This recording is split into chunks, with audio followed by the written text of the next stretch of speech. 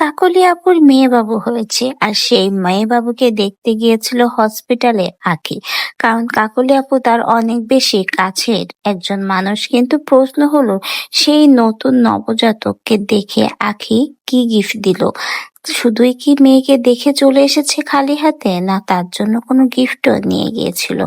এমনই মন্তব্য, প্রশ্ন এখন সকলের মনে। তাহলে চলুন আঁখি কাকলি আপুর মেয়েকে কি গিফট দিয়েছে সেটা এখন বিস্তারিত জেনে নেওয়া যাক। রিসেন্টলি সোশ্যাল মিডিয়াতে আঁখির অনেক ঘনিষ্ঠ একজনের বাবু হয়েছে। সে আর কেউ নয়, কাকলি আপু, যে আঁখির বিপদের সময় দুঃসময় সবসময় আঁখির পাশে রয়েছে, আঁখিকে সাপোর্ট করে গেছে। যখন আহাদের সংসার থেকে ডিভোর্স হয়ে আঁখি চলে এসেছিল, তখন এই কাকলি আপুই কিন্তু আঁখিকে কাজের ব্যবস্থা করে দিয়েছিল।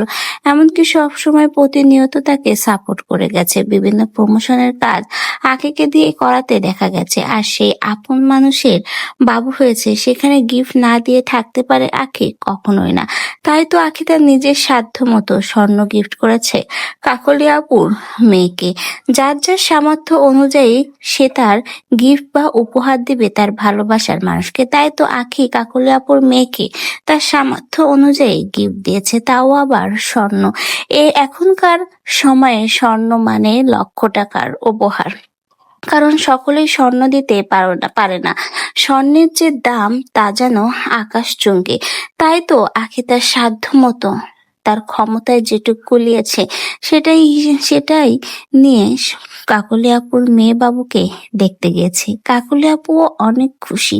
আঁখি তার সামর্থ্য মতো গিফট দিতে পেরেছে, তাতেই অনেক বেশি খুশি কাকলি আপু। কারণ কাকলি আপু অনেক ভালো মনের একজন মানুষ।